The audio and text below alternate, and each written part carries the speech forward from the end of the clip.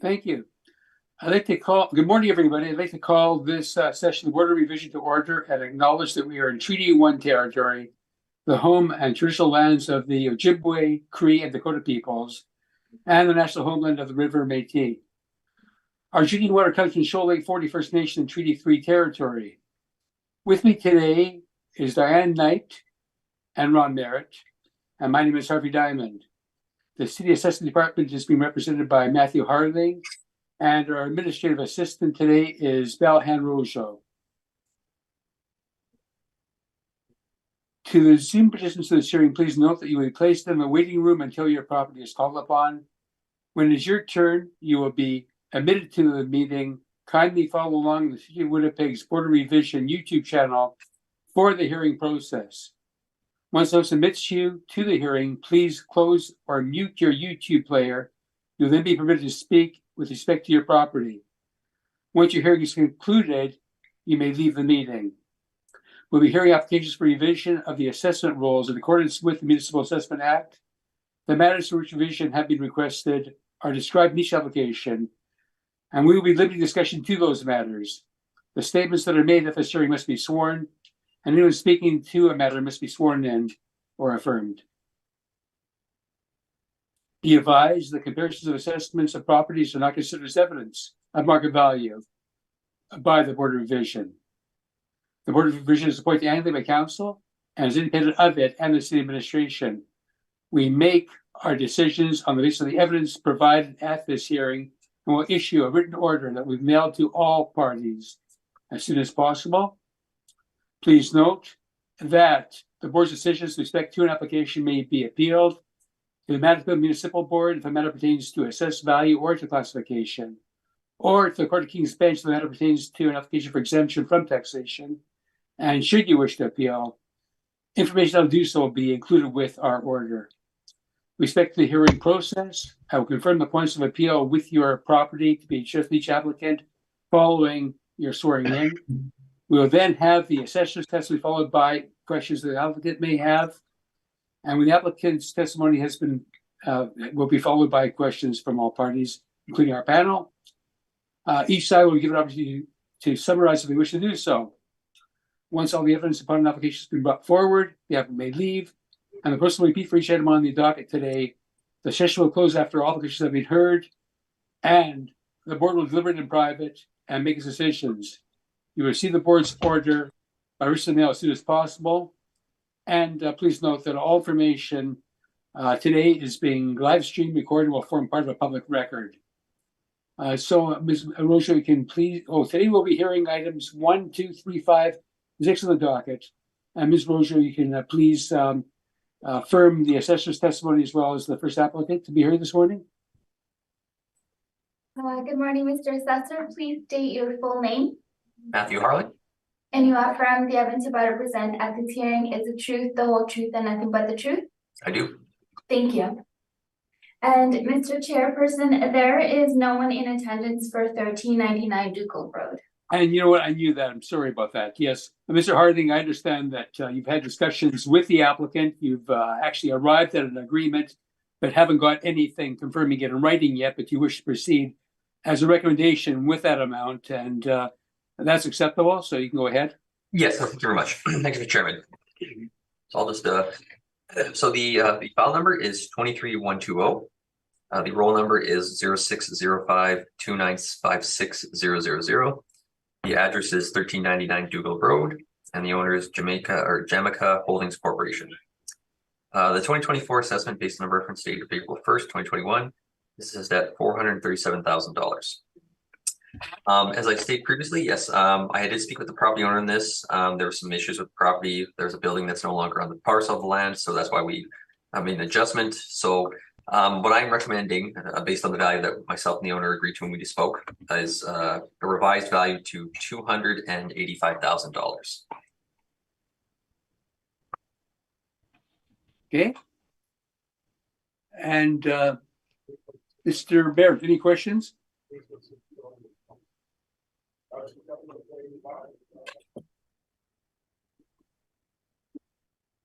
Excuse me, Ms. Barrett, sorry, I didn't hear you. Do you have any questions?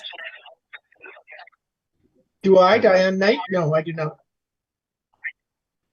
Okay, thank you. Mr. Mayor, I didn't hear you. Did you have any questions?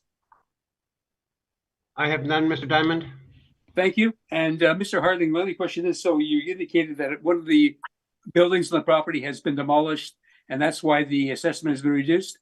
Yes, there was a structure at the back of the building that we were assessing that is, I actually visually drove by and inspected, and it's no longer there. So yes, we just essentially adjusted by removing that structure, yes.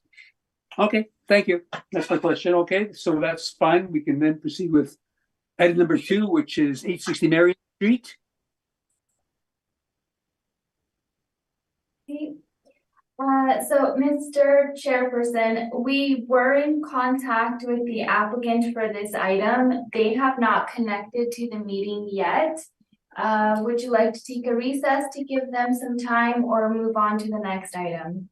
I would say we should stand it down then. If they do join, we can deal with it when they do. Otherwise, we'll deal with it as an attendance later on. Okay, so I will admit Mr. Story into the meeting. That's fine.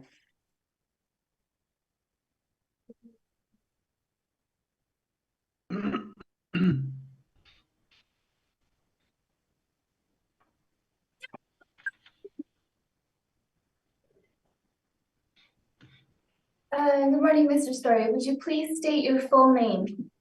Yes, my name is Jared Story. And you affirm the evidence you about to present at this meeting is hearing is the truth, the whole truth, and nothing but the truth? Yes, I do. Thank you. Okay, so the first property that we're dealing with then is 15 Durand. And Mr. Harding, when you're ready, you can proceed. Thank you, Mr. Chairman. The file number is 23-278. The roll number is 0605-308-2000. The address is 15 Durand Road, and the owner is Rick Dawn Limited. The 2024 assessment, based on a reference date of April 1st, 2021, is $665,000. So we look at the bottom of my page 1, some of the information about the property. It's a one-story building. The actual year and effective year built from 1988. The building has 18-foot wall heights. The land area is 37,383 square feet, with a planned area of 6,000 square feet. The leasable area is 6,000 square feet, and we have a land to plan area of 6.23. So we turn to page 2 of my brief. You'll just see the request for income information has been received, and there are no recent sales on the subject, and we do not have any leases in our system currently on this. We turn to page 3 of my brief. You'll just see the subject property map. So this property, at the top of my map here, you'll just see where it's located. So this is located on Durand Road, which is just north of Dougal Road. So this is actually also located in the St. Boniface Industrial Park. So if you actually look at the bottom of page 3 of my secondary map, you'll just see where the road is in Durand. So just come up Dougal down Bagan Avenue, and then essentially there's Durand Road. So that's just a picture of the location of the property and where it's situated.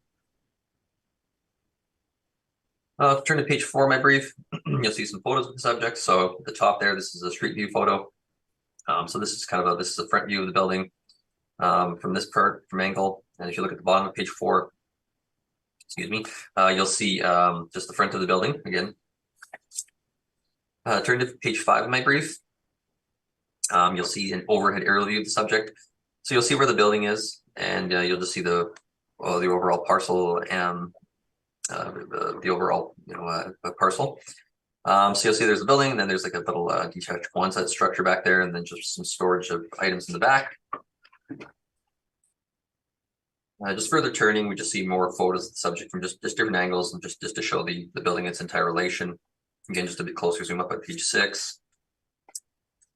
And page 7, you'll just see some more photos, again, just from different angles, just to show the overhead doors on the building, and then just a more zoomed in photo of that detached one-side structure.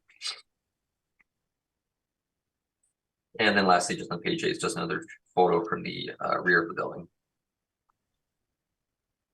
So we turn to page 9 of my brief. You'll see the income workup for the subject. So we do have this broken up into 2 premises. I have a floor plan of why it was like that initially, but this is a store, like a single tenant building though. So, but we just have it set up like that from a previous from previously how it was assessed and from previous a long time ago. So that's how it was assessed. But overall, we're using the total lease layer 6,000 square feet, and we have a blended rent of $6.37 a square foot. This gives us a potential rent of $38,190.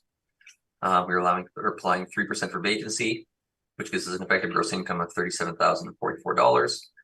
We're allowing 3% for non-recoverable expenses, as well as $3.85 a square foot for shortfall. This gives us an overall net income of $35,240. And then lastly, we are applying an overall capitalization rate of 5.30%, which gives us an estimated value of $665,000. So if we turn to page 10 of my brief, these are just some of my rent comparables. So again, the subject, our model rent is $6.37 a square foot, 6,000 square foot building. So my comparables here, these are all storage warehouse buildings. So these start dates range from December 1st, 2018 to February 2nd, 2021. They range in $6.27 a square foot to $8.93. The wall heights are 12 feet to 22 feet. Effective year builds range from 1959 to 1988. And the leasable areas range from 3,780 square feet to 5,600. So these are just some of the comparables. I believe they bracket the subject, obviously. And these are all sub-storage warehouses. So some are, they're in various locations, but they're in industrial locations. So those are some of my rent comparables. So turn to page 11 of my brief. This is some capitalization rate information. So yes, we are applying a lower cap rate of 5.30%. The reasoning for the lower cap rate would be due to the fact of the size of the building, the location, the age. 1988 is not a significantly old building. It doesn't have older bad wall heights or some very low wall heights for that era of building. So those would be the main factors of why we have applied the 5.30% cap rate. Due to like the perceived risk. Obviously, with a much smaller building, there would be less risk involved. So those would be the factors of the reason we've applied the lower cap rate or model cap rate of 5.30%. So if we turn to page 12 of my brief, this is just a Municipal Assessment Act excerpt information. And then lastly, if we turn to page 13, this is the actual mailer the property owners provided. So now I will note they've actually provided a rental income. Actually, if you look at page 13, you'll see the rental income of $37,350. If you actually divide that by the total area, this actually equates to around $6.23 a square foot. So there's a slight difference in our rents from the actual rent lease in place, if you will. However, if we turn to page 15 of my brief, so you'll see that lease actually in place. So now the lease start date for this was in 2014, so it is a bit of an older lease. So whether it's at market or not, it's a little bit bit older. So whether it's at market or not might be there's some question to that. But we are obviously still really close. They also have noted on their mailer the monthly rent as says after September increases to $3,150 a month, which equates to if you divide that by the total area and the total year, it equates to around $6.30. So there is obviously a slight discrepancy in our rents, but they're reporting what we have. So I understand there's a slight difference, but we're pretty close for the most part. So and so we're just obviously, and I've shown some comparables I think that support our model rent as well. So and if we turn to page 16 again, that's just more of the mailer. And then lastly on page 17, this is actually just an old floor plan we have. We don't have a more recent one, but I just want to show why we have it broken down. Is this the 5,000 and 1,000? At one point, this property was 1,000 square feet in the back of the building was being used by the owner, so that's why it was broken down into those two premises. So that's why we had it assessed like that. So I just want to with the board information as to why we have it like that. So that being said, I think that concludes my presentation, and I am open to questions. Thank you. Thank you. Mr. Story, do you have any questions? I do, sir. Thank you very much. So Mr. Harling, I suppose the first question is, have you visited this property? I've driven by, but I have not physically been in the building. No. Okay. To your knowledge, has anyone from the city in recent years viewed the interior of this property? I can't say for certain. No, I have no. I'm not aware. No. Okay. And I think you said, and I agree, this would be considered a very let's say a basic storage warehouse. Is that fair comment? Yeah, I would classify it as a storage warehouse. Yes, correct. Yes. Okay, and the reason that I asked this is because, and Mr. Chair, I'm sorry to jump around here, but on page 10, it appears that the model that's under income stream 1, it appears that the model is classifying this as a flex warehouse, correct? Oh, yes. And I guess, yeah, like that's kind of what I was speaking to, the fact of the whole, since we have it like, the last page where I was showing the floor plan, since we had it broken down into 2 areas, I guess at one point somebody had classified as a flex warehouse because we have 2 premises. Because typically when we have a lot of buildings, if it's like broken into parts, we may classify it as a flex warehouse. But yes, I don't dispute that. Yes, that's something I'll have to maybe go ahead and adjust. Actually, yes. So thank you. Okay. I was actually going to mention that, but thank you for reminding me. So. And just while we're on page 10, this valuation, is it indeed all model generated? The valuation will be model generated, correct? Yes. Okay. And if that income stream was adjusted to reflect that it is indeed purely a storage warehouse, would that then affect the output of the model in terms of either the rents, the cap rate, or any of those parameters that are used to make up this modeled value? I'm going to be quite honest with you, to the top of my head, I would have to go in there and I'd have to make the changes to see if that is. I can't say for certain. It's possible, yes, but I unfortunately I don't have that information at the top of my head. So, but I understand your question, how you're getting at it. Going forward, though, we'll make the adjustment though to reflect that though. So. Okay. Thank you. Now, page 11, we're within about, let's say, 15 cents on the rent, so I won't spend a great deal of time on this, but all of these rent comps, these would be more traditional flex warehouse space as opposed to pure storage. Is that fair comment? Actually, some of the rent comps actually are actually well, there's a couple at the bottom. I won't dispute that they're more of a flex warehouse. The first 3 would be storage warehouses, but there's a mix of flex warehouse and storage. Yes, I won't dispute that. Yes. So. Okay. Well, that just while we're looking at that on Clifton, I was able to look that up. You're not aware that that's a non-arm's length lease? That's a lease between related parties. Are you aware of that? As far as I know, it looked good to me, but I don't know. I can't speak to that 'cause I'd have to take a look into that again. But so. And just very quickly, again, we're not miles apart on the rent, but on Goldsby, is that not indeed a building where they smoke and cook and prepare sausage and meat products? That's what goes on there, is it not? I mean, the business we have currently in there, I don't know if that's that we're not showing it as, but I mean, unless it's been updated, I guess, since then. So. I know that at least in the 70s, that was Fosty's Fancy Sausage, and I think recently that's Bavarian Meat and Sausage. Is that not who you have in that space? In which space, sorry? Food production. 650 Goldsby. I don't believe we do, honestly. So maybe you'll have to double check our business on that. Okay. So that's okay. That's fine. Now the major issue, Mr. Harling, obviously is the cap rate here. The model is suggesting 5.3, but when I look at and Mr. Chair, I'm on page 12, just looking at the city's evidence regarding cap rates, that 5.3 falls outside of the 20th percentile. So I know you mentioned size or area, but is there, does that not raise a red flag to you that this older pure storage warehouse is falling on the very, very low range of the cap rates? And I guess as a follow-up question to that, it would fall far beyond the parameters of what the brokers are suggesting would be appropriate cap rates. Is that fair? Yes, I won't dispute. It is with lower than, for example, like the outside sources as well. I can't speak to what sales that they use to derive their cap rates as well. I mean, but yes, I do dispute. Yes, it is lower than our the 20th percentile. But like I said, 80% of properties fall within this cap rate range. So we do have cap rates that will fall lower, again, based on age, size, location, land to plan ratio, those factors. But I understand your positions and what you're saying. So, but I believe the reasoning would be again, lower size due to less risk involved would be the reasoning for the lower cap rates, why it was lower. So.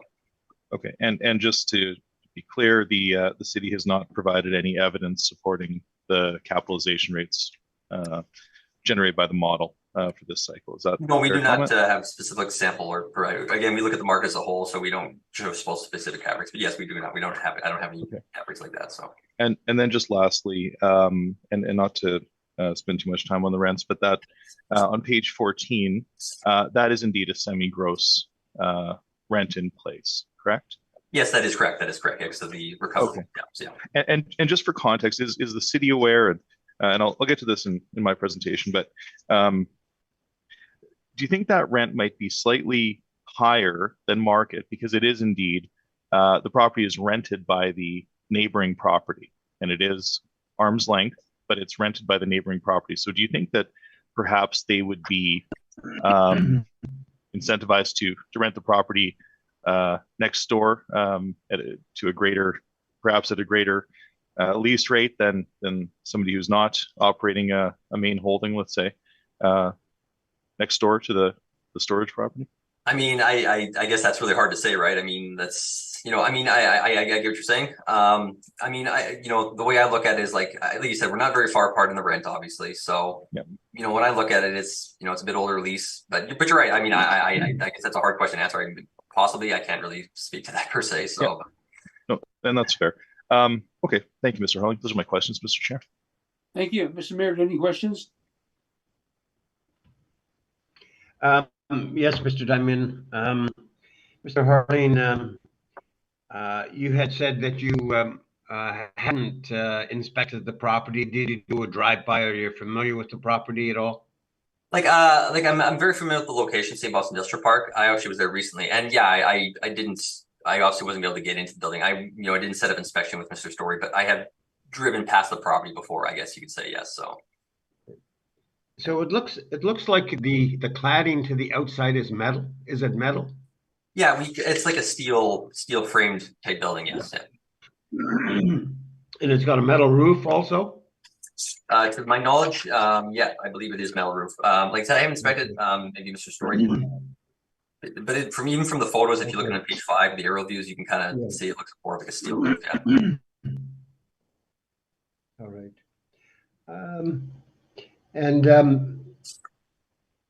It's got it's not gravel, it's compacted, I guess, the grounds, the front. Yeah, I think the front is kind of like almost like an asphalt. In the back, I said I haven't unfortunately driven back there. It looks maybe a bit like gravel, possibly back there. Or I can elaborate a bit more, but yeah, I think it's definitely some asphalt in the front. It looks like, or compacted, if you will, or something. So from what I can tell, but I just can't remember off the top of my head. But if you actually look, I think if we look on page, and you're using a 3 pardon me. You're using a 5.3 cap rate.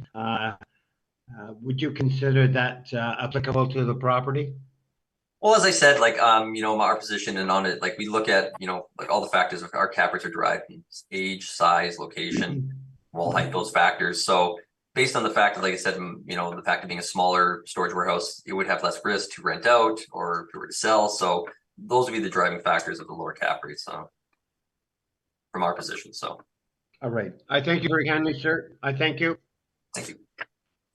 Ms. Knight, do you have any questions? I do not. Okay.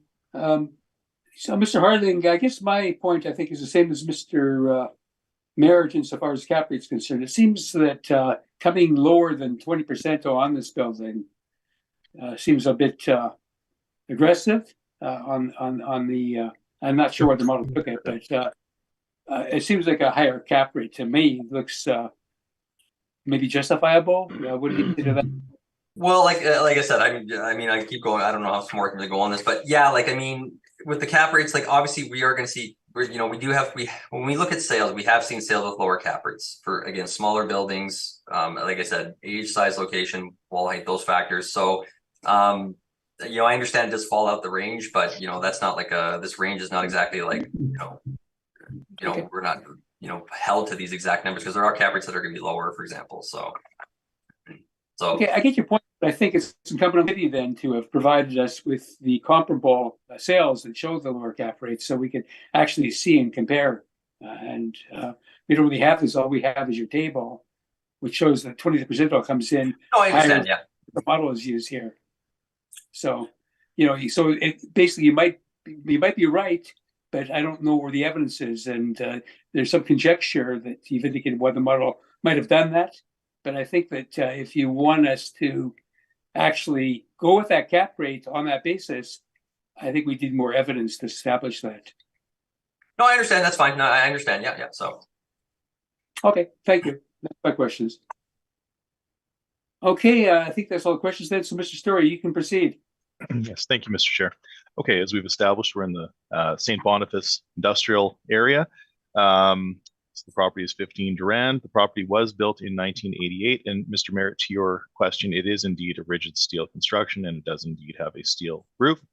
It is a storage warehouse. So this property is leased by the neighboring property. It's a company who does HVAC and ventilation work, and they outgrew their current space. So when there was the opportunity to rent the neighboring property, which had previously been leased to a door and glass storage or door and glass enterprise for storage, they took the opportunity, and I would suggest that they were incentivized by the fact that it's right next door to their main holding. And you can see that on some of the photos. I believe the assessor has a very good photo of the main holding and some of their overhead photos. I visited this property, Mr. Chair. It would have been 2 weeks ago, almost to the day, and I have some photos in here. We have a total gross floor area of 6,000 square feet. We have 3 overhead doors, 18-foot wall height. So this would be considered I would suggest to you that it would be a lower quality storage warehouse, and that would be evidenced by the photos that I've provided to you. But it would be typically what we would consider a 1980s rigid steel storage warehouse in this area. So ultimately, we've applied 6,000 square feet. There's no dispute there. The market rent, as I mentioned, Mr. Chair, is $623, but that is semi-gross. So we've felt comfortable using that as a net rent, though indeed it should maybe be lower, but it is a bit older, as Mr. Harling has pointed out. So we're not worlds away on the rent, but we did look to the actual contract rent in place as a very good indication of market. Vacancy and shortfall are not in dispute. So ultimately, the cap rate is the major point of concern here. And of course, we do continue to apply the full non-recoverable allowance. You've been provided with that study. I know that every member of this panel has heard that many, many times, so I will leave that with you. But we do, of course, continue to apply the full 7% allowance to the effective gross income.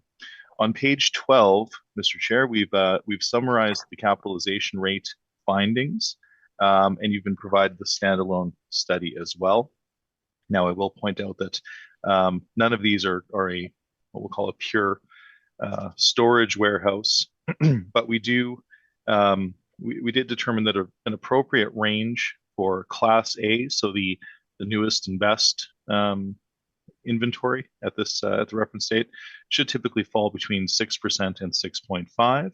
What we'll call Class B properties would fall typically between 6.5 and 7.5. A great deal of Winnipeg's older industrial stock would indeed fall in that cohort, and then non-investment grade would start at 8% and perhaps go up. So based on our study, we've applied a capitalization rate of 7%, and that falls right in the middle of what we'll call a class B, based on the fact that it is a storage warehouse, it is a lower quality, and that's, again, that will be evidenced in the photos. So on page 14, you have our income summary. And ultimately, with all those factors that I've discussed taken together, we come to an indicated market value of $471,435, which we then round to $471,000. And we do respectfully submit that the value at the reference date ought not to exceed $471,000. On page 17, this is the beginning of my photos. Now that site is it is an older paving job. Let's say it does look like compacted gravel from afar, but it is indeed an older paving job, and you can see on ground level on page 18 the exterior showing that the ground. you follow me please to page 20. You can see that there's a storage area. There's where their boxes are. You can see that this is not, well, we would say this is an inferior condition.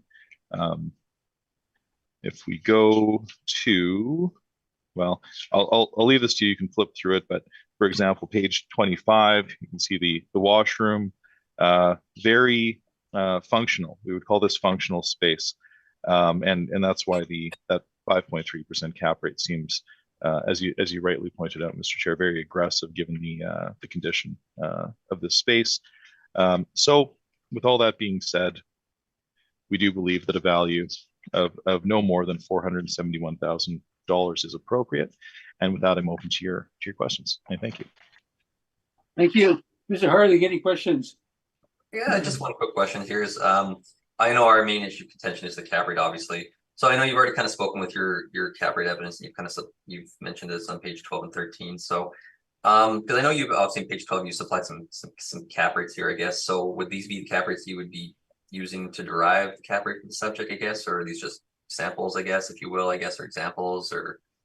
Yeah, so these are samples of cap rates that we found in the market for sales that we identified, researched, and that we know are good, clean sales in the market occurring between September of 18 and September of 2020, so leading up to our reference date. We have all of our calculations in our standalone study, which you've all seen. And then we've also supported this with the brokers. So this, you can see when you look at your evidence, Mr. Harling, the brokers tables are well in line with what we've provided here as well. So we feel very comfortable in terms of the cap rate, let's say the stratification or bifurcation that we've provided to you here. And yes, so those cap rates are not, let's say, exhaustive, but they are a very good sample of sales that we've seen in the market, and they have informed our position for this cycle on cap rates. Okay. Yeah, I mean, yeah, okay. I think I see what you're saying. Okay, thank you. That's all the questions I have. Thank you. Ms. Knight, any questions? I do not. Thank you. Thank you. Mr. Merritt, any questions? I don't think so, Mr. Diamond. Thank you. Thank you. No, thanks. Okay. Oh, And yeah.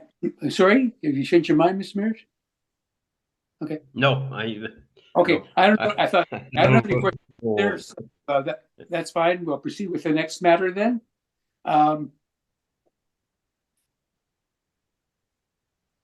And that will be 580 Dudley, and I guess we'll do the 2021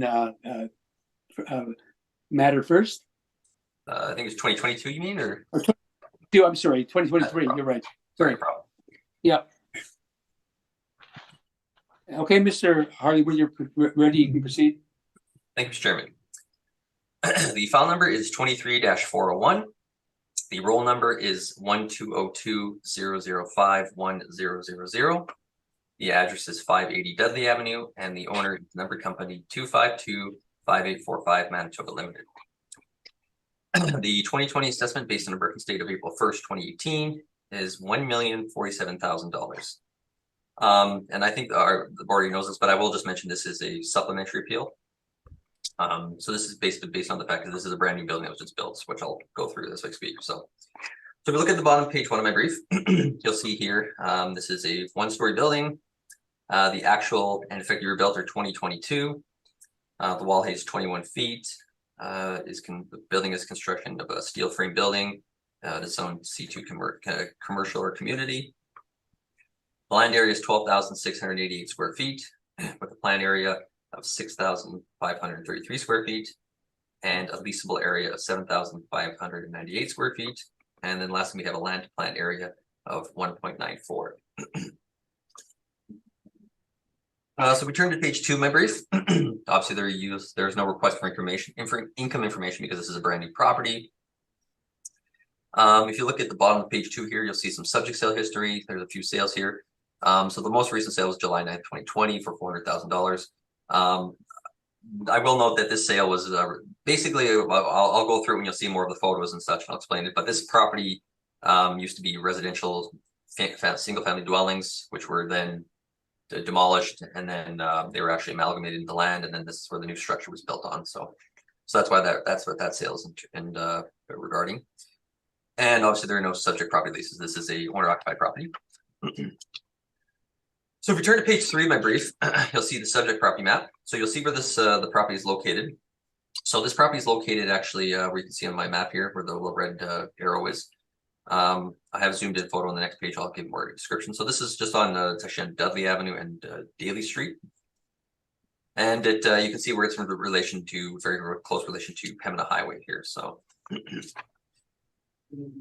you go to page 4 of my brief, you'll just see more of a zoomed in photo. So you'll see here the front of the building faces on Dudley Avenue, and then the side of the building is actually on Daly Street at the side of the building there. So this just to kind of show where the building is situated.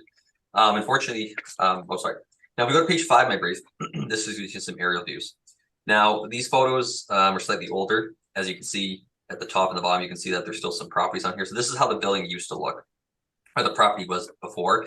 Unfortunately, I don't have any more up-to-date aerial view photos because the property is brand new, so we don't have any up-to-date photos of that. So I just wanted to show you the parcel outline and where it's situated. I do have some photos of the outside of the building, but this is essentially the parcel outline where it's located. So you can see where it's located on Daly Street and then Dudley Avenue, and then, like I said, you can just see where Pembina is just to the left of the picture there. So this is the parcel land that the property is situated on. Now, if we turn to page 6 of my brief, these are some actual photos of the subject. So at the top of my brief, this would be the side of the building here. And this would be facing on Daly Street. So this is, again, you can see the side of the building, the back, behind the building, there's a bit of a parking lot there. You can see the storage, the overhead door in the back there. Now the bottom of page 6, this is closer. This is showing kind of an angle view of the front and the side of the building, again on Daly and Dudley. So this is, again, it's just showing the building and where it's situated. And then lastly, on page 7, now this would be considered the front of the building. So you can get a really good clear idea of what the building is. Again, it's like storage steel type building. And again, like I said, it was just recently built. Now, before I'm going to go more into my evaluation, I just want to I have some photos of the just the floor plan of the building, because I just want to kind of just get some more relation to the building, just so when we're speaking to it, might make more sense, I guess. So return to page 13 of my brief. This is a floor plan from the construction plans of the building that we have. So this just gives kind of more of an idea of how the building's situated and the breakdown of the building. So again, here you can see Daly Street on the left side and then Dudley on the front. And then you can kind of see more of the parcel of land it sits on as well. So you can see there's the parking lot side. So this is just kind of a top view of the building, just to kind of show how it's positioned and how it's situated. Now if we turn to page 14 of my brief, these are some interior plans of the building. So this is the main floor. It's predominantly just storage, more of a concrete floor storage space on the main floor here. And then you'll see here, actually, I guess it's kind of hard to see because the right here, there's actually another little jaunt out, if you will, here. That's where there's more space in here, as well as I think there's a little bathroom at the top, at the very top left-hand, top right-hand corner of the building there, where you can see the stairs. And the main entrance, like I said, is just on Dudley Avenue there. So there's the front entrance. And I will actually know myself and Mr. Story did actually both inspect this property about a week ago. So I have inspected this building with Mr. Story. So this is the main floor. Now, if we turn to page 15 of my brief, there actually is there is actually more of like a second floor space, but it would be, after viewing it, it is like we've classified as like as a mezzanine space.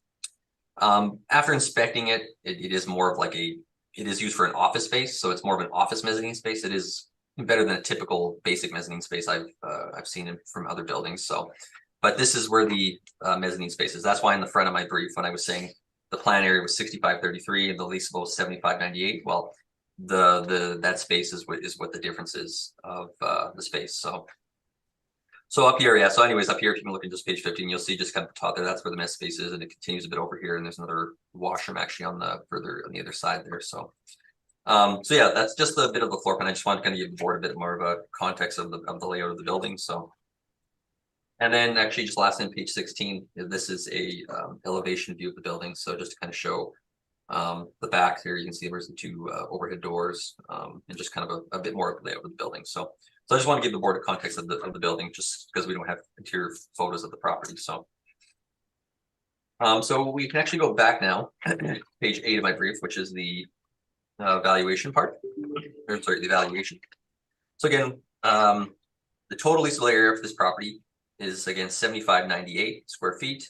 Roughly 6,533 is we have as the main, and then there's about 1,065 as mezz office, as I would classify it. So we are assessing this property at a model rent of $9.97 a square foot, which gives us a potential rent of $75,752. We're applying 6% per vacancy loss, which gives us an effective gross income of $71,207.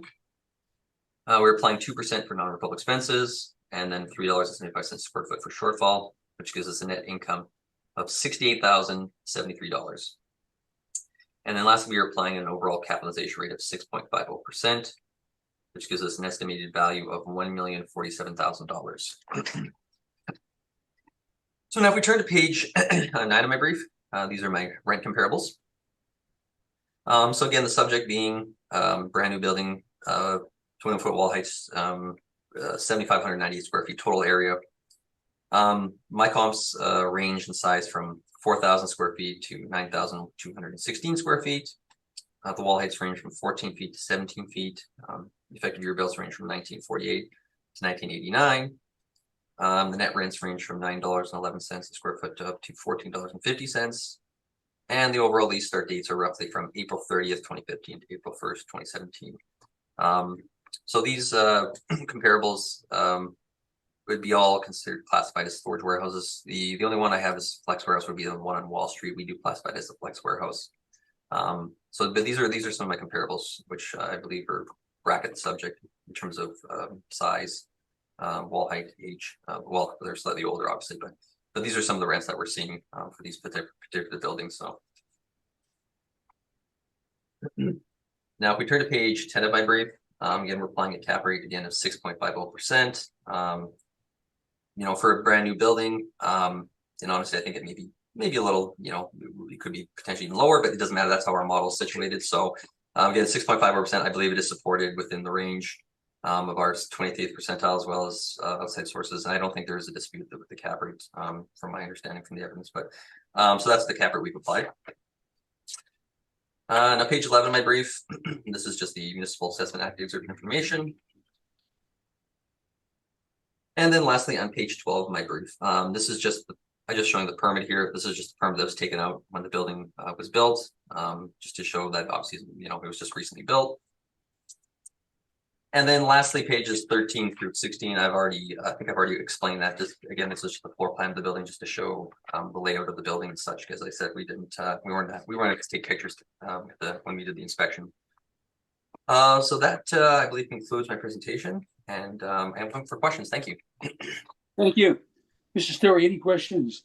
I do, Mr. Chair, just a few, and I will ask obviously that some of these questions that I ask on this file carry forward to the next, as it's the same physical asset, clearly. So, okay, so Mr. Harling, on your first page, can we agree that for a property in the industrial sector, a land to plan of only 1.94 to 1 would be extremely low? It is lower, yes. I won't dispute that yet. And is that perhaps now? And just sorry, the cap rate. This valuation is completely modeled. Is that fair comment? Yes, they're all modeled, correct? Yes. Okay, so does the land to plan affect the modeled cap rate? I can't say for certain, but I mean it would have some potential bearing, yes. So okay, and the fact that now in terms of the location, can we agree that this is not a typical industrial park, but rather an older enclave of let's say service stations and body shops, automotive related use, just off of Pembina in that Dudley Daly area? Is that a fair comment? Yes, I do. I don't dispute that. Yes. Okay. Okay, and then really the main point of contention here, Mr. Harling, is the rent. Now you mentioned the mezz space. Now you said it's office, but the fellow has a desk and a computer there, but it's not fit up as an office, but it is it's not mezz storage. Is that a fair comment? But it's also not what we would consider a typical office area. Is that reasonable? That's what I was trying to make my comment is, I'm not saying it's like second floor high-end office space, but it's not typical basic storage mezz space either. So yeah. Right. Okay, and that rental rate then, is that a blended rate between the mezzanine and the main floor, or is that simply a main floor rent? Yeah, we're using that as I've kind of shown here, like with our when I was explaining at the front of the brief how we have it all blended into one rent. The way we see it, the way I'm looking at it is, the way the building's situated, to be able to rent out, or it's in the event the building was to be leased out, I think, would be, to be able to lease out that individual space would be, I don't think it would be very feasible, to be honest with you. So we've just included yes, we've assessed the whole property as a whole, yes, because I believe the quality is evident throughout the whole building. I mean, it's brand new, so everything's the kind of good quality throughout, I feel. So Yep. Okay. So no, it is good quality. But and just to be clear, so the panel is aware, and thank you for visiting the property with us. This property is atypical in that it's used for the owner's personal storage. It's not leased out on the market. Is that correct? yeah. Oh yes, it's definitely owner back used for his purposes. Yes, I agree. Yeah. Okay. And then just in terms of these rent comps, so the first one has a very, very large land to building. And from my understanding, those are underwater marine contractors, and they're right on the river. Is that correct? Yes, that is correct. That is correct. Yes. Okay. And it's smaller than our property, clearly. Yeah, it is a bit small. Yes, true. I don't dispute. Wall and border, those are both office flex warehouse properties. So these are not pure storage. Are you aware of that? Well, we have border we have, I think, who do we have in there? Ridgeline Holdings Limited. I can't, again, I haven't inspected that particular comparable, so I can't speak to that. But yes, but I don't dispute that. You're right. If it has some office, it is a higher rent. So you're right. That would be, I think that's reflective of, you're right. Yeah, it's correct. Yeah. Okay. And then the one on Winnipeg Avenue, that's a like a kickboxing gym. Is that your understanding? I believe it's a combination of, actually, there's a couple of tenants in there. This one, I think there might be an auto business in that particular space. In Unit 1? I believe so, yes. Okay, so we looked into that, and I have some familiarity with that property. Is there is that indeed the effective year, 1967, on that property? Has that not been adjusted? I know there's been some work on that property. I mean, as of the most information we have, that's the most information we have up to date. Unless if there was some updates, I can't speak to. Maybe that might need to be updated potentially, but that's just what we have in our system at the moment. But. Okay, and then just very quickly, 173 Higgins. I'm very familiar with that. That is actually the. Are you aware that is part of the campus of Neeganin College? Yeah, I am actually aware of that. Yeah, okay. Like I said, the reason I've chose these comps is because there's similar types of buildings, size, age. I mean, I understand. Yeah. Yes, it is a higher rent though. Yeah, but I don't dispute that. It does have and it's on a 1-year lease term. But that's where they teach the. I think it's the welding. Is it not? Is that not where they teach the welding course? I think you might be correct on that. Yes. Yeah. Okay. And is that not a gross lease? As far as as I can tell, I mean, I when I looked at it, it looked net, but I mean, you're right. Maybe I'll double check that. I mean, obviously it is higher too, but I can look into that, double check to make sure if that's the case. And then just lastly, the one on Oak Point Highway, I know that one as well. That used to be a branded sort of a national tire and auto repair shop. Is that correct? I believe it was actually Sturgeon. I think was in there before. Yeah, it was Fountain Tire, and then now it's it's an independent body shop, but it does have a showroom, an office, and a very, very large compound. Are you aware of that? It's a bigger line plan, which I won't dispute that. Yeah. Exactly. Yes. Yeah. Perfect. And yeah, in terms of the cap rate, we're not disputing the 6.5. We think that's fine. So yeah, again, the question is around the rents primarily. So thank you, Mr. Harling. Those are my questions, Mr. Chair. Thank you. Mr. Mayor, any questions? Yes, Mr. Chairman. Mr. Harling, this is all model driven. Correct. Did you look at all in regards to, because this is recently built, look at cost? Apologize. Sorry, you cut out there a bit. I couldn't hear. Sorry. I said, did you look at a cost approach for the subject property? Oh, cost approach. We, like I said, we're valuing the property on its income value. So, I mean, there is always going to be a, we have in our system, we would have a cost value, but, we're relying on income. So I guess, it's kind of irrelevant in a sense, I guess. So. Mhm.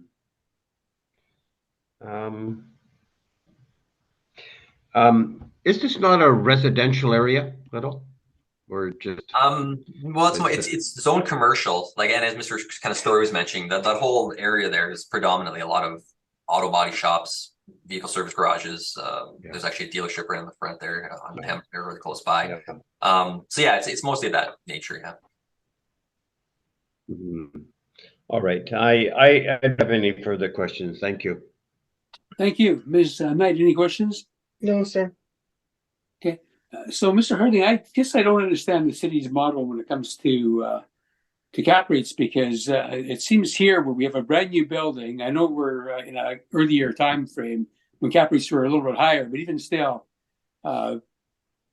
it's on a brand new building, it's assessed at 6.5 cap rate, and if the evidence that the city using in their table would show that the 20% will be 5.5, so it's a point higher. And in the previous property, we had an older building, we had a lower amount than what the city's model indicated. So can you explain why the city's model does this? Because I'm at a loss. Well, like I said, I think you kind of said one thing there, for example, like you said, remember, this is a reference to April 1st, 2018. So there is a difference in the year. So we have seen, there is a difference in cap rates in terms of compressing. I understand that, but I'm looking at the 20 percentile though on both tables, and yeah. We're lower than 20 percentile, and here we're quite a bit higher in a brand new building that's just been constructed. Yeah, and that's kind of why I made that comment when I was looking at that. You're right. It did seem like I noticed there was I don't dispute that, obviously. So I'm gonna have to probably maybe take a look at maybe what was going on with this property, because you're right, and I don't disagree with you. I feel like a property that's brand new or should have a lower cap rate, for example. So I can't really speak to the specifics, obviously. So, but Okay, so you inspected the building and you did go upstairs, and I know that Mr. Story's already asked questions, but is that property upstairs? He's indicated, and I think you agreed, there's a couple of desks there, and otherwise it's basically used as storage. Is that correct? Sorry, can you say it again? You've indicated the upstairs that that you have as the mezzanine. Correct.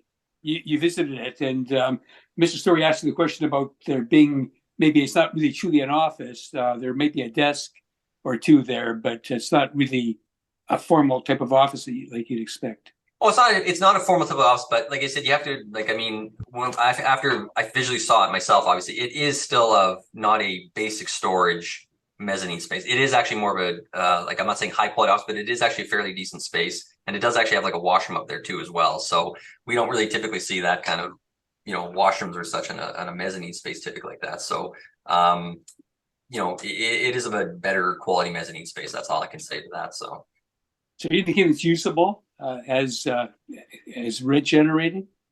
Well, see, that's that I guess that's kind of the issue. Our personal position on this is like to be able to, we don't really see mezzanine spaces leases out. I've never seen a mezzanine space comparable or lease out there myself.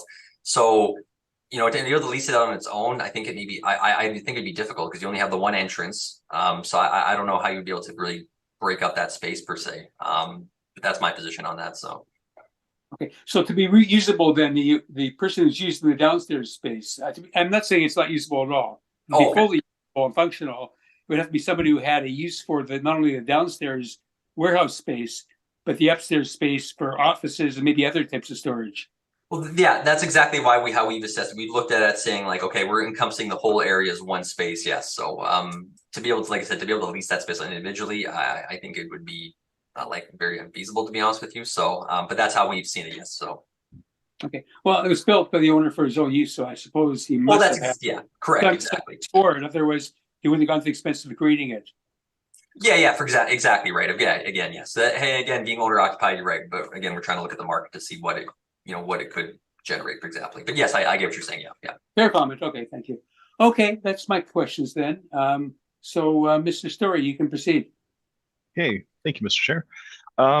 Okay, so 580 Dudley. Again, we have a new build. It is a rigid steel storage warehouse. There is 7,598 square feet, and that includes, again, that 1,065 square feet of mezz space. And Mr. Diamond, I think you're quite correct. I think that you would not separate these two premises out. It would indeed be, the mezz space would be used by the folks who would be using the storage space. And it is not a typical office. It's there's a desk with I think a laptop there. So it is better than storage space, but it is not to be confused as office space, let's say. I do point out that cap rate that the assessor mentioned at 6.5 is not disputed. But I will mention, Mr. Chair, that in our evidence, we've suggested that the better quality properties should fall between 6.25% and 7% for investment quality builds. And so 6.5 makes sense to us. And we will point out that the property is, once again, not in a traditional industrial area. And it does have an extremely low land to plan of sub 2:1, which is very, very low for today's standards. So it is indeed built for the owner's personal use. So I suppose you could look at that as a factor where it's not meant to cater to the market, but rather to an individual's use. We have an issue with the model rent of $9.97 per foot.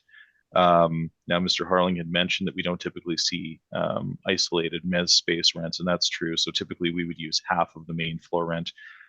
In this case, I've provided you with a great deal of comps, and it was very difficult because the property is atypical. But what I've tried to do here is provide you with newer builds, high quality, better locations, and properties that are managed or owned by investment trusts and institutional owners. So I did skew to the higher end. Typically, storage rents would be lower, but after viewing the property, we did see that the property is it's a high quality space. It's very nice, and so we've applied a rent that's commensurate, blended across the mezz and the main floor of $7.50 per square foot, and that's if you look at our comps. The average is $7.57. The median is $7.50. So we've provided those for you, but we believe that almost $10 a foot for storage is far too high. I believe that's the crux of our dispute here, Mr. Chair. Of course, we do continue to apply the non-recoverable expenses in full, and you have our study, and you're all again well aware of our position.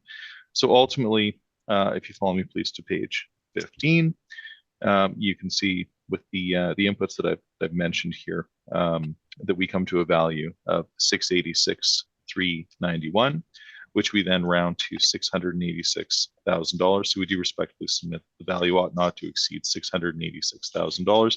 And once again, this is primarily based on the fact that we believe that the modeled rent from the assessment department is too high. I will leave it there, and I'm open to your questions. Thank you. Thank you, Mr. Sorry?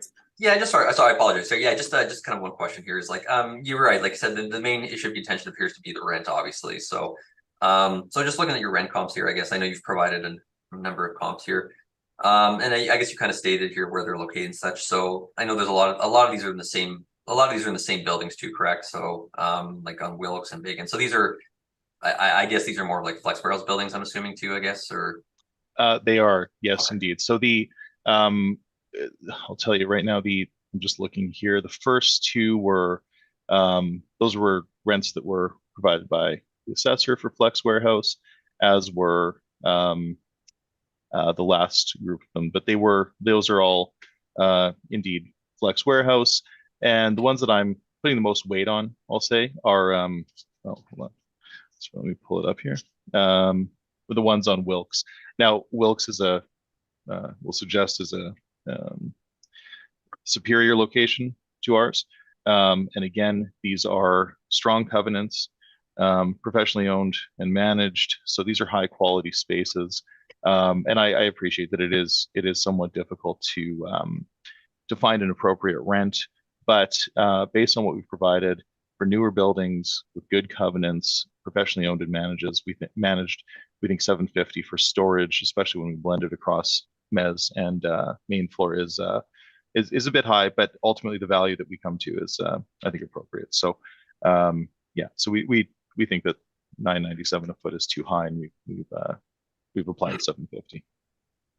And I guess I just have a question, because I know I've seen this, all the time we see this with the mezz space. So, because I know you're taking the initial, the rate you applied and you're just having it. So like, maybe you could just give me maybe a bit more, like, what's the thought process on that exactly? Is it just basically you think it's lesser quality, so it's just not as good quality to be leased out, I guess, or like if it were to be mezz space? Yeah, like in this case, well, yeah, well, typically when we see leases in the market, mezz space will be included in an overall lease agreement, and you're quite right. We don't typically see it broken out as its own individual income stream or separate premise.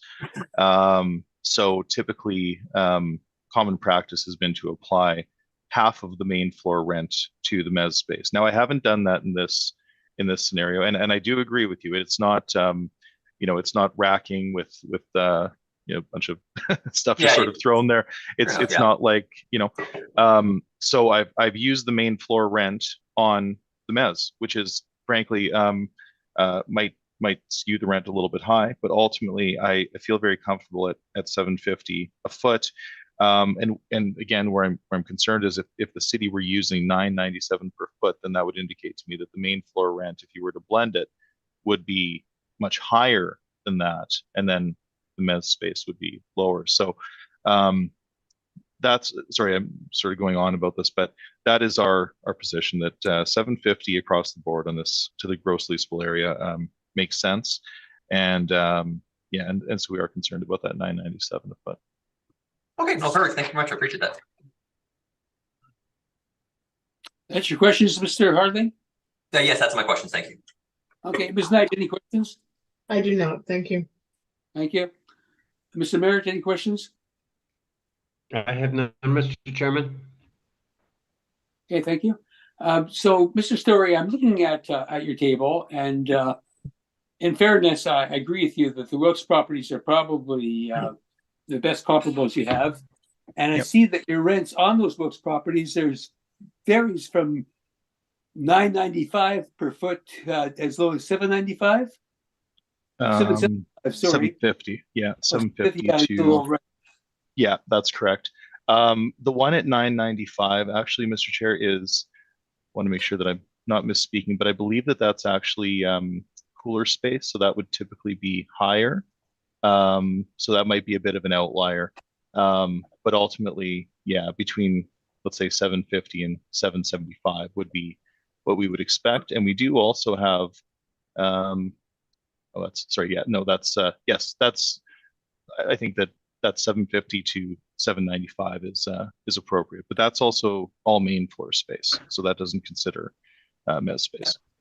Of course, there are also older buildings. Your building is brand new, and these buildings are built in the early 2000 era. Yeah, that's very true, but they are also they are not steel construction, so they're very high quality buildings. But you're right, they're a touch older, but I would say that they're roughly in the same stratification, but you are absolutely correct, they're slightly older. And I see there are two actually 995 leases. Yes, yes, you are correct. Yep. And those are, if I'm looking at the one on 16, that's half the size, so they are smaller. But there is one that's 8,200 square feet at 995. Let me just have a quick look. I just want to make sure. And I could have pared these down a little better. I will say that. But I think ultimately this gives us a pretty good swath of these rents. So and again, we're not considering blending for a mezz space. So and these are not storage. These are flex. So these would typically be higher. So we have to use our best judgment, and given what we what we see here. I think 750 is more than fair to apply to a mezz space and a main floor storage space. And yeah, so these properties are all east of Pembina Highway, correct? This property is east of Pembina Highway on Dudley. Yes, yeah, that's correct. Yeah, it's on So, the yes. side where yeah. Yeah, okay, just to clarify, because I know that the west side would be residential and the east side is industrial. Correct. Between this is that. between This that and the track. Yeah, that's right. This is the section where all the older, let's say 1970s and 1980s auto shops. The J Max is the big one on Pembina, and then there's a glass shop. There's a Boyd Auto Body. Corrado's is in there. There's a bunch of auto body. It's a little enclave of just older body shops. Yeah. Yeah, for sure. I mean, that was the home of the original Boyd Auto Body. That's right. Yep. Yep. Going back in the 70s. Yep. Okay, that's my questions then. Thank you. Wonderful. Thank you. Okay, so we can then proceed then with the 2024 assessment. 2023. 2023 and 20. Yeah. Okay, 2023 and 24. Yeah. Yeah. Okay, and so go ahead when you're ready. Thanks, Mr. Chairman. The file number is 23402. Again, the roll number is 12020051000. Again, the address is 580 Dudley Avenue, and the owner is numbered company 252-5845 Manitoba Limited. The 2023 assessment based on a reference date of April 1st, 2021 is $1,301,000. I mean, obviously this being the same property, I don't think it's necessary to really go into as much detail with the specifics. Again, we know it's a brand new building, 20-foot wall heights. So I'm not gonna really go into this much detail. Yeah, we know the building hasn't changed, and we've got short-term memories. Yeah, exactly, right? So, so yeah, page 2, we've already spoken to that. Again, we know where it's located on page 3, 4, 5. So I think I'll just get right into actually page 8, which is my income workup. Again, so obviously, as we all know, this is a storage warehouse. The total area is 7,598 square feet. So we are applying for this 23 rent of $10.19 a square foot, which gives us a potential rent of $77,424. We're applying $6.5% per vacancy, which gives us an effective gross income of $72,391. We're applying 3% again for non-recoverable expenses, and then $3.85 a square foot as a shortfall, which gives us a net income of $68,318,000, or $68,318. And then lastly, we are applying a cap rate of 5.25%, which gives us the estimated value of $1,301,000. Now, so we go to page 9 of my brief. These are some of my rent comparables. So obviously the rent, from obviously I know we're in contention of the rent. The rent didn't go up significantly much from the 2020 to the 2023, but regardless though, here's my comps here. So again, so we're using a $10.19 rent for the model. So my comparables here, they range in size from 3,375 square feet to 8,816 square feet. They start dates range from September 1st, 2018 to July 1st, 2020. The wall heights range from 14 feet to 26 feet, 1967 to 2013. And then the rents range from $9.75 a square foot to $11.81. So again, here we have comparables. I have a couple here like that I think we've kind of talked about before, like the one on Winnipeg here. I have one here, for example, in Debate Street, which is more of an industrial area, which we kind of actually, one of the properties we had was on Duran, which is very close to Debates. So this is a higher rent, very similar age building, but it does have better wall heights, and I will note it's got a bit better land to plan ratio. So again, we're reflecting of the fact that it is a better rent, but it is still it is still used as a storage warehouse. So then yeah, and Aaron Street here, and then DeVries. This is more of like I've actually familiar with this property. I actually had on the field before, so it's got some storage in the front, and it's also got some retail in the front. So it would be slightly higher rent, but again, it is slightly smaller. But again, it's still a storage type usage building, whatever. It does have a bit higher land to plan ratio as well, but I think it's reflected in the rent. Yeah, so these are some of my comparables. I've tried to show some newer ones, but like as we said previously, there's just not a lot of newer storage warehouses, rents out there, if you will. So, so now again, we turn to page 10. Now, obviously the other issue of contention here will be the cap rate. Now, and I know we spoke with the previous, year where there was no issue of contention with the cap rate, obviously being at 6.5, and obviously the cap rate now is 5.25. Now, in all honesty, I think this is, again, when we were speaking to the other property, for example, on Duran, where how the cap rate was 5.3, and we were obviously in contention with that. Now, again, 5.25 cap rate, this building again, it is a brand new building. I know there are other issues. For example, we were speaking to, location, such and those factors, low land to plan ratio. But again, it is a brand new building. It's a good quality building. So those factors, it is close to Pembina Highway as well. So I think it's, I don't think it's a bad location. I understand it's not a traditional industrial location. But I think that cap rate is not unreasonable based on the fact of those factors of being newer building and those factors. So, and being smaller too, exactly. So less risk if it were to go in the open market, for example. I understand it was owner occupied for its intentions, but so that's so yeah, and I understand it does still fall outside the range. I won't dispute that as well. But again, being newer, I think that's not unreasonable. Page 11, my brief. Again, just the municipal assessment act takes with information. And then pages 12 through, again, 16, we've already spoken to these because these are obviously just pictures of the floor plan as well as the permit itself. So I think that's concludes my presentation, and I am open for questions. Thank you. Thank you. Mr. Story, any questions?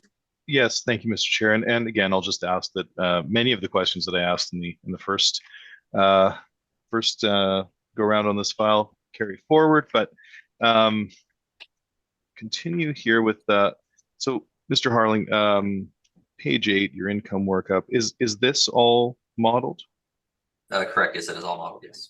Okay, so where I'm, and I know you mentioned something about it, but the same model that generated a 6.5 cap is now generating a 5.25 cap on this property. Now that's a 125 basis point drop. Is there anything in evidence in your submission or in your knowledge of the Winnipeg industrial market that would indicate that between the two cycles we would see a 125 basis point drop?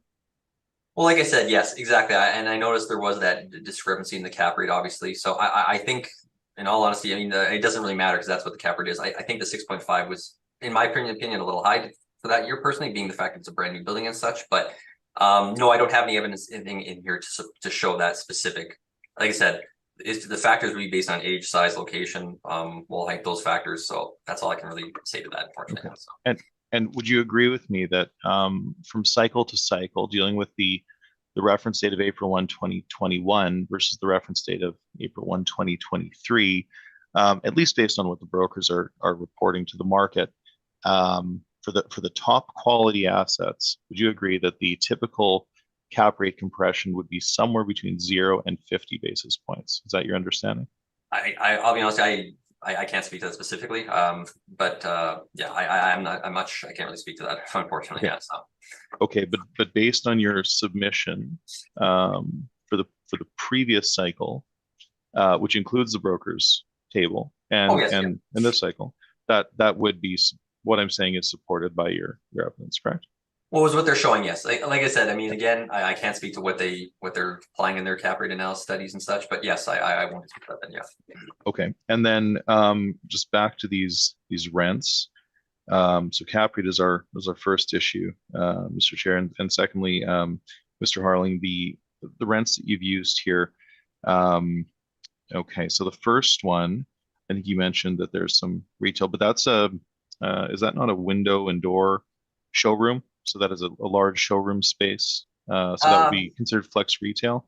It actually, sorry, not retail. You are correct. Sorry, I'm actually, you're right. It is window place. I made a mistake. Yes, it is the window place in the front. It is window in the, like a building in the front, and then it's got the storage and a bit of storage in the back. Correct. Yes. Yes. Right.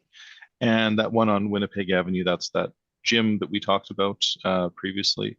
The one on Aaron, that's an electrical contractor that has office in it as well, correct? I believe there is a bit of office in that one. Correct. Yes. Okay. Again, and then yeah. Sorry.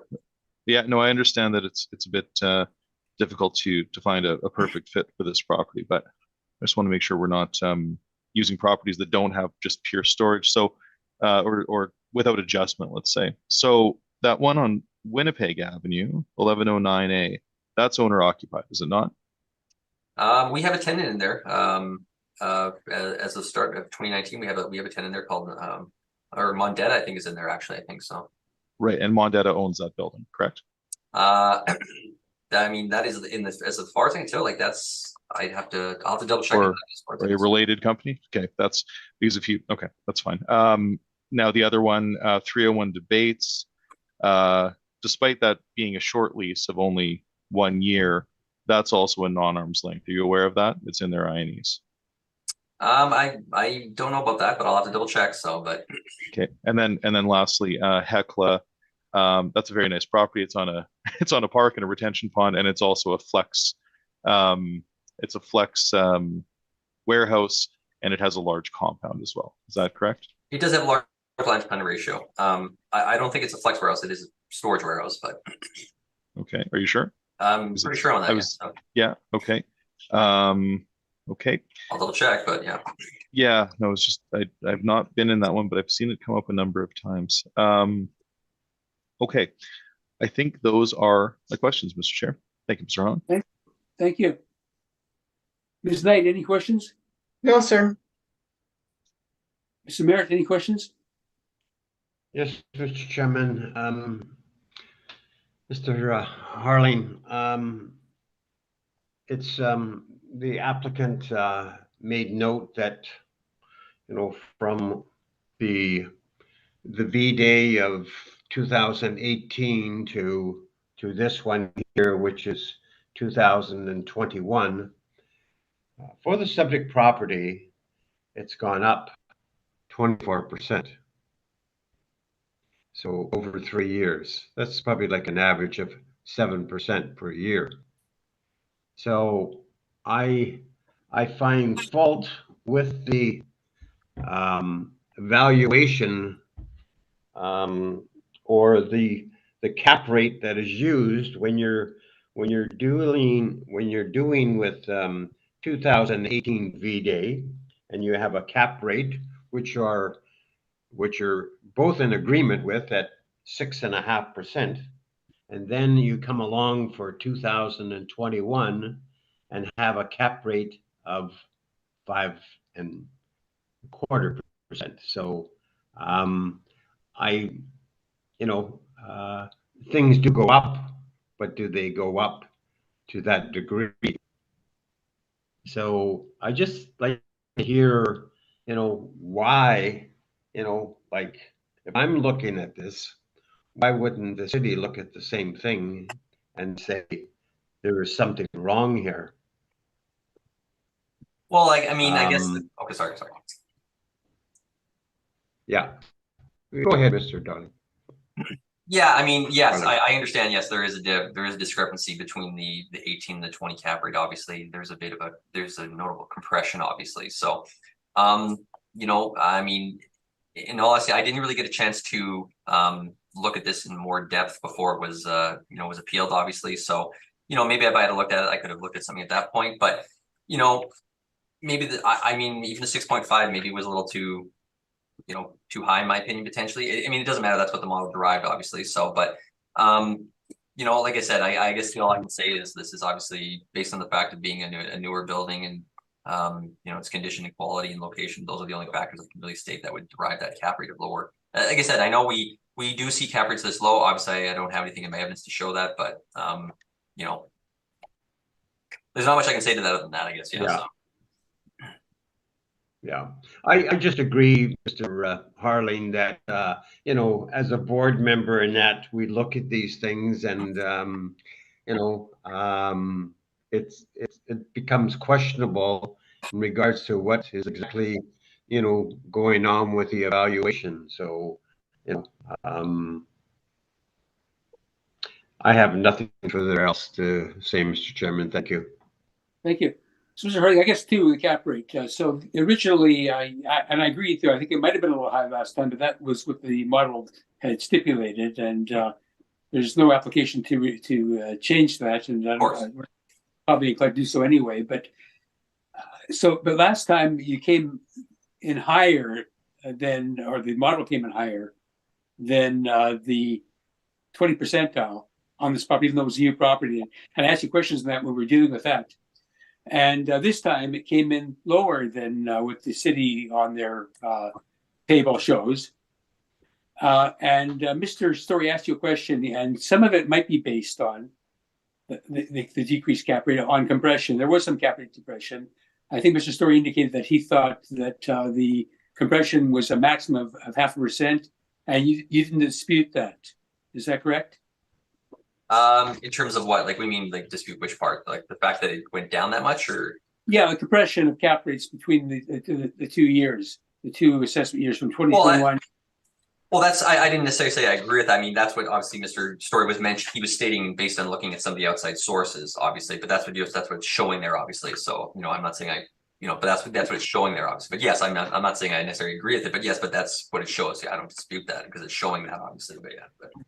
So if that was the case, then the cap rate compression would result in a 6% cap rate, would it not? I mean, yeah, if you were to look at it that perspective, that's what it would. Yes, I won't dispute that. If you were to use that methodology, that 50-point basis, yes. So, okay, that's my question. Thank you. Okay, Mr. Story, you can proceed with your evidence. Yes, thank you, sir. Okay. Well, I think we've established the pertinent details of this property, so I'll get right to the heart of the issue here. Once again, are rents, and as I've mentioned, Mr. Chair, we've provided the same exercise, a large number of comps. Again, predominantly properties that would provide greater utility to the market, with good covenants, professionally owned and managed. So ultimately, our average this time comes to 793 with a median of 795. Now, I will make a correction in my valuation. We did, and I mentioned earlier that it's typical practice to apply half of the main floor rent to the mezzanine. I did do that here. I didn't do it the first time, but just in the interest of being consistent, I will use an $8 rent across the entirety of the property, including the mezzanine. So I will give you that updated figure once we get to the valuation summary. So ultimately, we're using $8 per foot. That makes sense. There should be. Oh, I'm sorry. Sorry, can I just have a minute free time, please?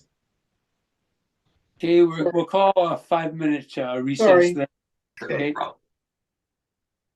Can we make it 10, Mr. Chairman? Okay, 10 minutes. Okay. Okay, thank you. So we're proceeding again. Mr. Story, sorry about the interruption during your presentation, nope. but no problem at all. That you have to deal with, and nope. Sorry about that. Nope. So sorry about this, but please go on. Yes. Okay, thank you. Perfect. Thank you. No, and not a problem at all. So I was just mentioning, Mr. Chair, we're just talking about my rental comps, and I am suggesting that there's we've provided some appreciation to the rental rate. In the previous file, we looked at $7.50 at the last cycle, and in this case, we're using $8. And I was mentioning that in our at the time of writing, we applied $8 to the main foot and $4 to the mezzanine, but I am going to correct that and apply $8 universally. So I will provide you with that calculation once again when we are at the income summary. So basically the same comments that I made last time. We've provided properties that I think are they are, and Mr. Diamond, you're right. Last time, and this is the same situation where they are a touch older, but I would suggest that they're a higher quality property, higher covenants, and they're would be considered investment grade. So ultimately, we've used $8 universally. Capitalization rate, we've provided our sales for this cycle. They've been provided to you on page 13, and I will point out, Mr. Chair, that we've provided those standalone capitalization rate studies for industrial properties, and they're rather fulsome, but they do show you all of our assumptions and how those sales have informed our position, and they do indeed include the same broker reports that the city's included, where I mentioned the compression between the cycles ought to be well, for what we'll call Class A, somewhere between 0 and 50 basis points. And so we've applied a compression rate of 25 basis points. I think that makes sense. The property is not a typical industrial property. It's built for this fellow's specific use. And we do have the issue of the low land to plan building and the fact that we're not participating in what we'll call a traditional industrial area. So if you follow me, please, to page 15, that potential net market income of 56,524 is predicated on $8 on the main and $4 on the mezzanine. By applying $8 universally, that figure adjusts upwards slightly to 60,784. So I will use that figure to represent, just to be consistent with the previous file. And again, we've used a 6.25 cap, which is consistent with the 6.5 that was agreed upon in the previous. We think a 25 basis point compression makes sense. And again, it is supported by our evidence, the broker's evidence, and the city's evidence as well. So with that being said, our total value adjusted based on that upward adjustment to the net market income becomes 815,253, 815,253, which we of course round to $815,000. The balance of my comments I'll just ask carry forward from the previous look at this property, and we do respectfully submit that the value not exceed 815,253 for the 2023 year. And with that, I'm open to your questions, and I thank you. Thank you. Mr. Harding, any questions? Mr. Story, Mr. Chairman, Mr. Story, can I interrupt for 1 second? Can you give us the new figures then? Yes, absolutely. Yeah. Can you give us so- the gross Certain. and the Yep. NOI? Yep, absolutely. So $8 per foot gets us to an NOI of 50,953, 50,953.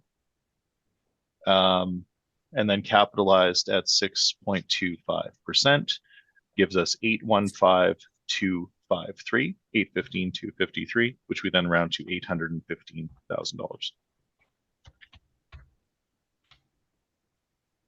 Right, I thank you. I Thank you. needed that.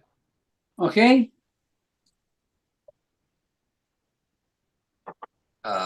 Yeah, I'm fine. I'm fine, Harvey. you're good. Thanks. Okay, Mr. Harding, you can ask any questions you might have.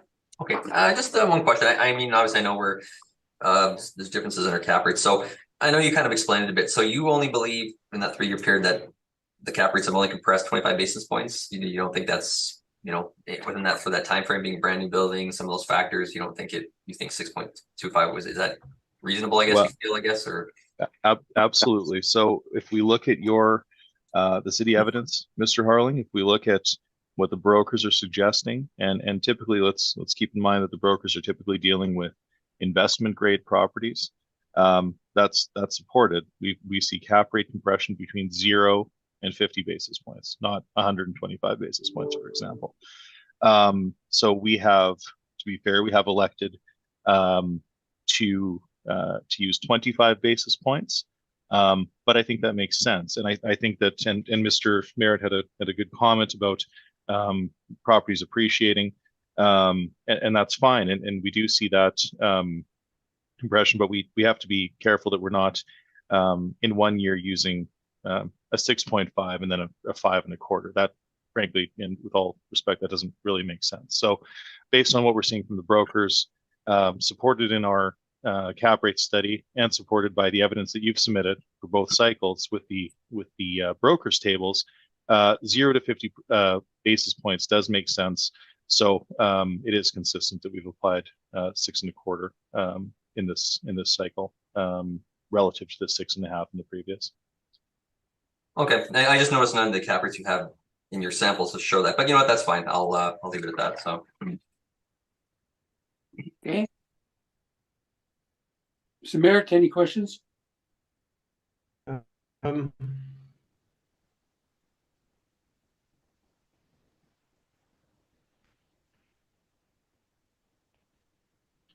Mr. Chairman, I do not have any. Thank you.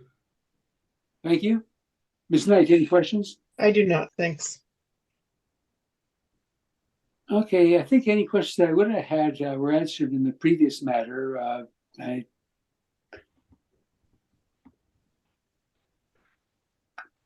You did indicate to that you thought that your comparables had better covenants, but how could there be a better covenant than the owner of the property, Mr. Oh. Story? That's a good point. I suppose that's fair comment. I suppose if I'm looking to covenants in the market, then if we're no, you're right. That's I suppose my point was that if we're looking to institutionally or investor grade properties with national tenants with high quality covenant, that would be a plus. But you're correct; it would be difficult to compare that to personal storage. But I guess what I'm pointing out was that we went to the higher end of the rental scale, just to be fair, to recognize that it is a newer building and it is in good condition. But I appreciate your point and well taken. Okay, and I appreciate your answer, Mr. Story. Thank you. So that's Mr. Diamond? Mr. Yes. Diamond, can I ask another question? Go back to well, Mr. absolutely. Go Story. ahead, Mr. Merritt. Mr. Story, you do a lot of analysis. Have you ever looked at the increase from one VD to the other for commercial properties? I suppose that that's interesting because that would be difficult to do from a universal perspective without making adjustments. So no, we typically look at we look at the rental increases to be certain, and we look at the cap rate compression. But in terms of what a property how it may depreciate or appreciate year over year, I think that would be hyper specific. So it's a good question, but no, I don't have a number such as the property's increased by 2% or some such thing. Yeah. Do you have any statistical data in regards to what it would average wise per year or anything like that? Well, it would have to. I mean, I appreciate what you're saying. I'm not aware of a study that would indicate that, but I guess what would have to happen is you'd have to have very similar sales of almost exact properties happening within a couple of years. So it'd be difficult. So no, I'm not aware of a study. Well, the city does time adjustments. Right. Yeah. No, it's might be a good project. But no, Right. I'm not aware of a study that it would indicate that. Yeah. Thank you very much. Okay. I thank you. Okay, well, thank you, Mr. Story. This completes your matters. You will be hearing from us in a short while once we make our decisions. And thank you for your attendance and your presentations. Wonderful. Thank you, everyone. Thank you. Bye. And do we have an attendance on 860 Marion Street? We do not. Okay, well, I'm going to then ask Mr. Harding to go forward with his evidence on that matter. Thank you, Mr. Chairman. Yes. Thank you. The file number is 23-97. The roll number is 0603015200. The address is 860 Marion Street, and the owner is number company 10065639 Manitoba Limited.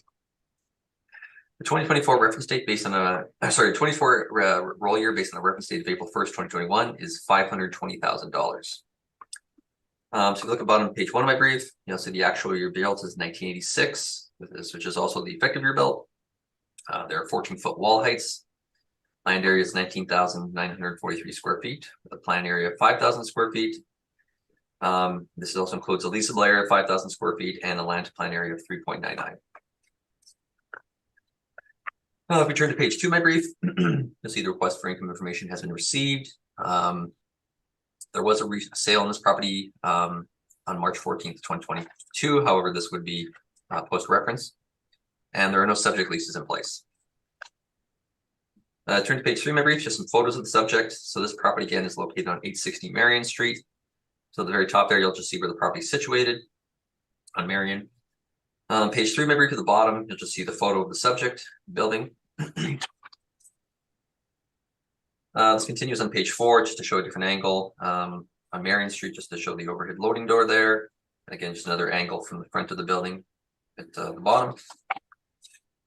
And page 5, this is just an aerial view, just to show the parcel of land, how it's situated on the piece of land it sits on, where the building is. And then just on page 6, this continues just to show different angles of the building of where it's situated. Page 7, I brief, this is the income workup. So again, this is a storage warehouse building, 5,000 square feet. We are applying a rent of $6.20 a square foot. This gives us a potential rent of $31,000. We're applying 4% for vacancy, which gives us effective gross income of $29,760. We're applying a 3% for non-vertical expenses and $3.85 a square foot of shortfall, which gives us a net operating income of $28,097. And then lastly, we're applying a cap rate of 5.40%, which gives an estimated value of $520,000.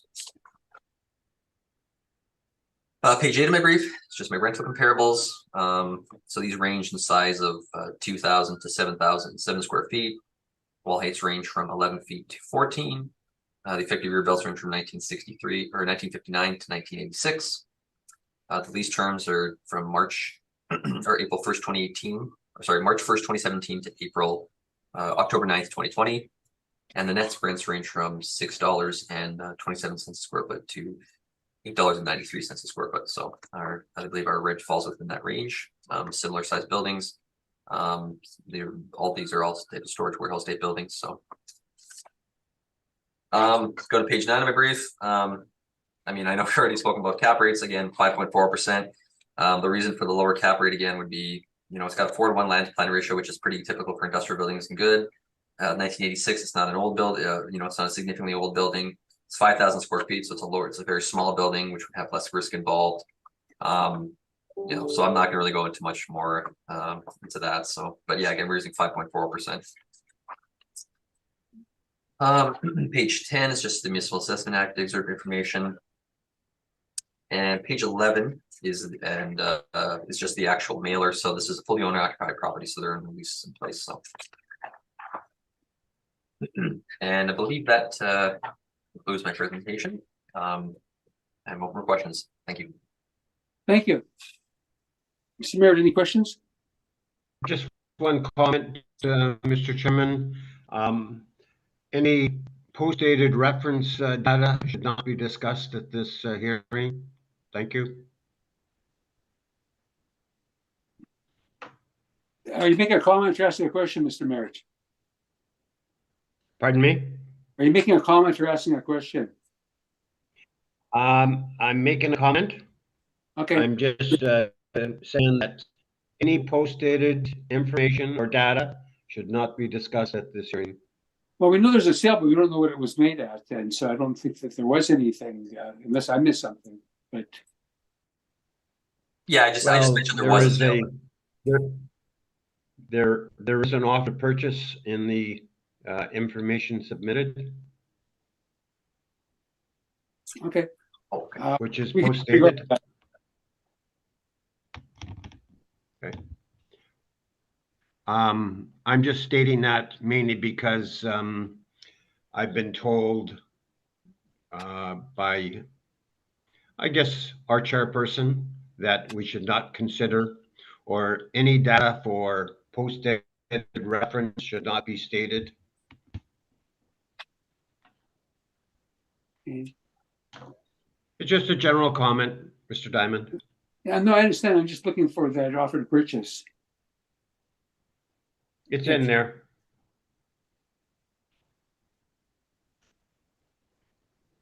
Anyway, I didn't see it, and I have no interest in looking at it. Okay, thank you. So you have no questions then? I have none. Thank you. Okay, thank you. Ms. Knight, do you have any questions? I do not. Thank you. Okay. Mr. Hartling, I'm looking at your cap rate. It looks to me, again, a little bit aggressive when you're attributing a lower cap rate than what the city's table shows as the 20 percentile. Do you agree that it looks like it might be a little bit aggressive? It does fall like outside our typical 20th to 80th percentile range. I won't dispute that. But again, like I know we were speaking with the other properties. You know, the main reason would be the smaller size and the age. But you're right. Yeah, I'm not disputing. It does fall outside that range. So yeah. Okay, and although there is no attendance by the applicant, he has filed a brief which we have access to, and I've already gone through it in my preparation, so I'm aware of what's there. And I suppose at this time, I know you're probably also aware of it because you were prepared. Do you have any comments regarding the evidence that we have before us? Well, I guess the only information, as kind of Mr. Merritt had mentioned, there is a sale and there was, I believe, an appraisal, but they are post-reference materials, so we wouldn't really put a lot of weight in that case then, obviously. So, well, that's their submission, not yours, though. Oh, for sure, yes. Oh, yes. No, I understand that. Yes, of course. Yes, sorry. I don't believe I put anything in here that would indicate anything. Or what was the question exactly again? Sorry, I apologize. Or no, I'm just saying. So, do you have any comment regarding the materials because that we've had access to? Oh, okay. Anything reference we're not going to consider. So. Oh yeah. No, I guess I really don't have any comments. Then really no. So. Okay, I then believe that completes all matters, and we will render our decisions, and they'll be issued in due course. Thank you. Thank you very much. Okay, good day, everybody. Thank you. Bye. And yeah, Thanks, thank Mr. you. Darling. Are we adjourned, Mr. Chair? I'm sorry. We've now heard all matters that are on our docket this morning, and we're now going to adjourn this meeting. Thank you very much.